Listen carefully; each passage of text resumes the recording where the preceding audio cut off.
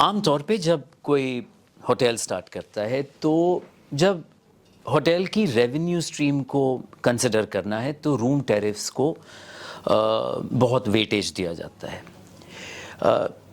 आप हमें ये बताइए कि एक होटल के बिजनेस में रूम टैरिफ्स के अलावा और कौन से ऐसे रेवेन्यू स्ट्रीम्स हैं जो मायने रखते हैं? सर मुझे तो लगता है कि room tariff should be only 50% of your revenue. Okay. If that is happening, then that means that you are doing at least better than 80% of the hotels in India.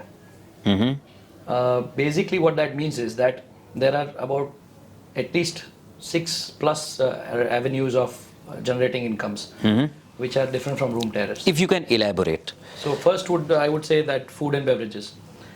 F&B is a great stream. See, once a room is sold, it's sold for one day. Yeah. You cannot sell the room for the same room twice. Correct. For a day. Yeah. But one table with a 4-seater, 5-seater, whatever capacity, you can roll over 3 times in the same day. Yeah, very interesting. Yeah. You can have more revenue generated from that same table. Yeah. Let's look at it in very absolute perspectives of square footage. Yeah. 300 square foot room, once sold, done. Yeah. 100 square foot, not even 100, 50 square foot of table, thrice sold. Yeah. So you are generating more revenue from that. Yeah. Other avenues are banqueting. We have seen such a large splurge of MICE hotels. MICE hotels are meetings, incentives, conferences and exhibitions hotels. If you see most of the hotels in Mumbai, for example, including the St. Regis or the Taj, they have excellent meeting spaces. Yeah. They are great for business hotels. Some of them, like the Novotel in Hyderabad, they also have co-working spaces. So all these add to your revenue streams a lot. Indian wedding market is one of the most booming markets ever to be tapped in. Yeah, and biggest. It's a huge potential. Yeah.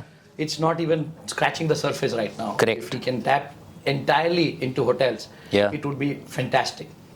So it's running into billions of dollars right now. Yeah. And a lot of people are now holding their weddings and conferences and big exhibitions in hotels. Also, earlier that used to be a party plot. Kind of a deep culture. Yeah.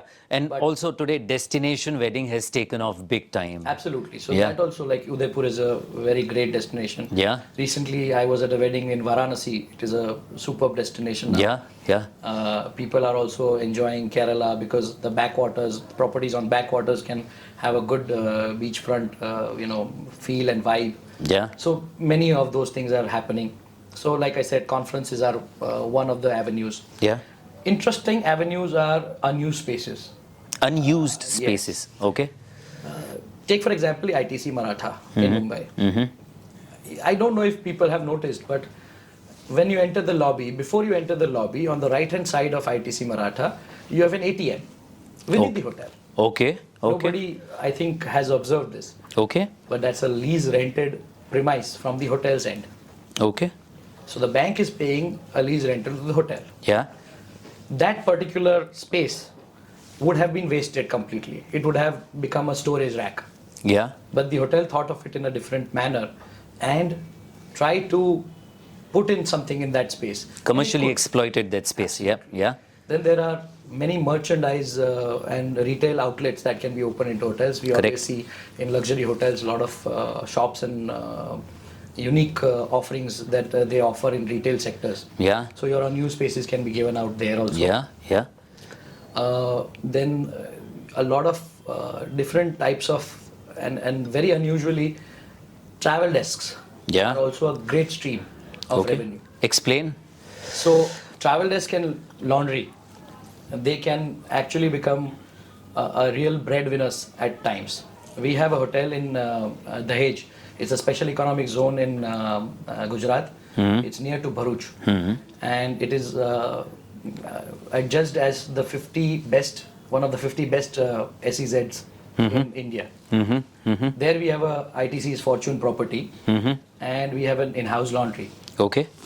Now, because there is a whole industrial belt of industries ranging from Welspun to Opal having investments of more than 30,000 crore, and Torrent and many industries.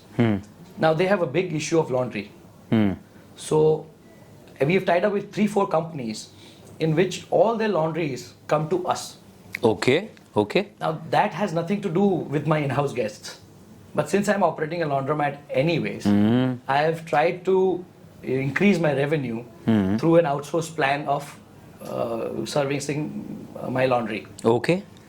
So daily we are doing about 2,000 pieces of clothing into laundry. Okay. So majority of our revenue stream is just from that laundry also.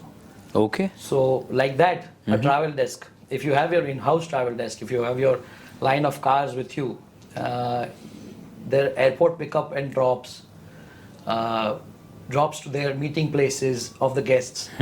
All these can be taken through your own accord. Of course, with the advent of Uber and Ola, you can have a little bit of share in the market. But there's no harm in trying to push that stream. And sometimes the availability of these cabs like Uber and Ola is also a challenge. For my guest, I think more than the availability, it's about the security. Yeah. I mean, my guest who's staying in my hotel has to have a sense of comfort and security at the same time. An unknown car and getting into it is always something which most of the people will desist from. Yeah. At least, if not the domestic travelers, at least the foreign travelers, international travelers would have some issues with that. Yeah. So there we are saved. Yeah. And they prefer that it's okay, $1,000 here and there.